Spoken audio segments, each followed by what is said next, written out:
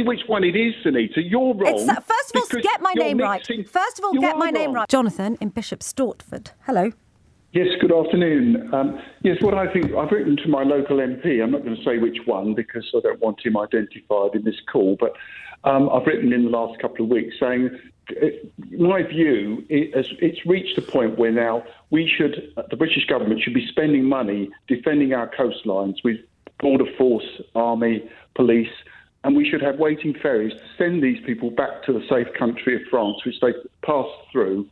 And basically, there's many people, not yourself, but other presenters on LBC and other radio stations, saying these migrants are the UK's problem. They are not our problem. Why do you want them sent back to France? Because they don't belong here. But why do they belong in France? Because they've come through France. France is not at war, last time I knew. It's a safe country. So why have they come here? They come here because they can get benefits here. France gives them nothing. How many people do you think... That's why they come. How many people... And the other thing, you're wrong in saying, as you said earlier, that the government is saying that these migrants, people are thinking the migrants are all the problem with the economic meltdown of this country. We're certainly not. Well, you That's may not be, Jonathan. You may not be. But I tell you what, I've been on this station now since September of last year, and almost every time we hold this phone in, I can see it because I can see the text, Jonathan, live.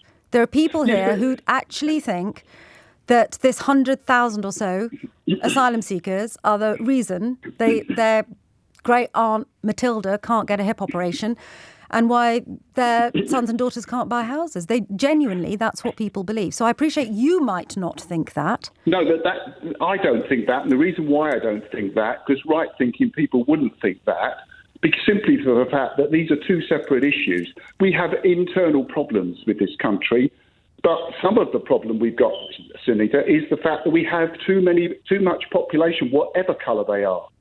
We have too many people. That's why the NHS doesn't work. Too many people. It was made for 40 million people. It's covering double that now. No wonder it doesn't work. Local services were made for a set number of people. We're now bringing more and more people in. So we're exacerbating the problem we've already got by bringing more and more people in. 800 this week. 4,000 a month. How can we keep taking these numbers of people when we can't even provide for what we've got? You do know that when they arrive here, they're supposed to be processed through the asylum system, the asylum immigration system.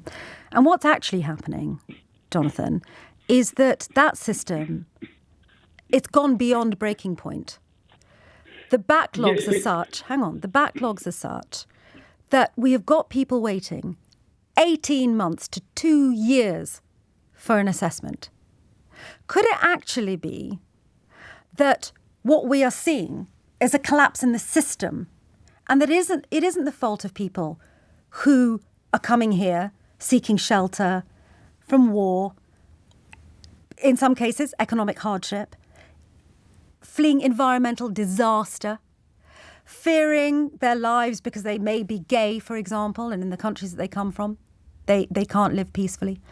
Do you not think that the real problem here is system collapse? And the only people responsible for that system collapse is the government of the day?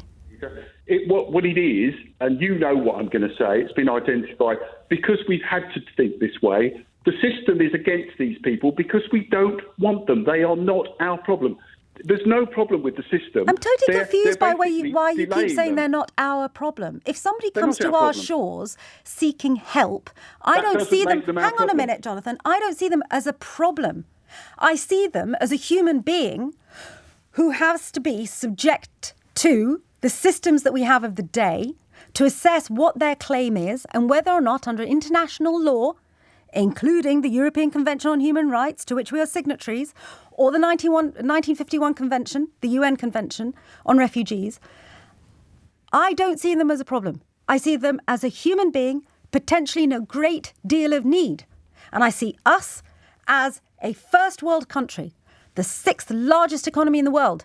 And I see them as people who may need shelter and as people who might be bringing something to this country. That's how I see them. So why do you see them as a problem? Yes, but you've just said earlier in your programme that we're poorer now, apart from London, we're poorer than Mississippi. So how can we be this rich nation? You are mixing two things. You are completely mixing two things up. Really not. It's you that's wrong. You are completely wrong. Okay, this let me tell you. Well, hang on a minute. Wait a minute, people. Jonathan. What am I wrong on exactly? Because first of all, you start this conversation by saying to me that, Sangita, you're absolutely right. The reason we've got massive waiting lists, bigger than ever before, the reason we can't buy houses, the reason our economy has flatlined is not because of this 100,000 asylum seekers. And now you're saying it is. So which one is it, Jonathan? I'll tell you which one it is, Sangita. You're wrong. First of all, get my name right. First of all, get my name right. What is my name? Jonathan, what is my name? What is my name, Jonathan? You cannot talk until you get my name right. It is sheer laziness on your part that you cannot be bothered to say the name of the presenter who you are speaking to. So say my name correctly, and then we can carry on having a conversation. What is my name, Jonathan? You're just picking on the next thing. What is my name? You're so sad. What is my name? Sad. You won't be bothered because you do not think my name is worth saying. And why is that, Jonathan?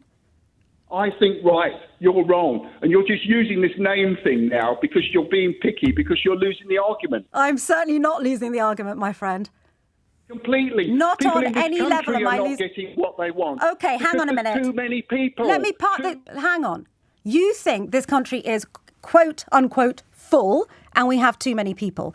You think we have no legal obligations to assess the claims made by asylum seekers. Wrong. You seem to think that the reason you can't get a hospital appointment, or whoever it is you think can't get a hospital appointment, is because of these asylum seekers. You are wrong. You seem to think the housing crisis is because of these few thousand people. You are wrong. I have not lost this argument in any way, shape or form. And you, Jonathan, do not have the decency to ring up this radio station and say my name properly. My friend, this call is over. Call me again when you've learnt what it is. Thank you very much indeed.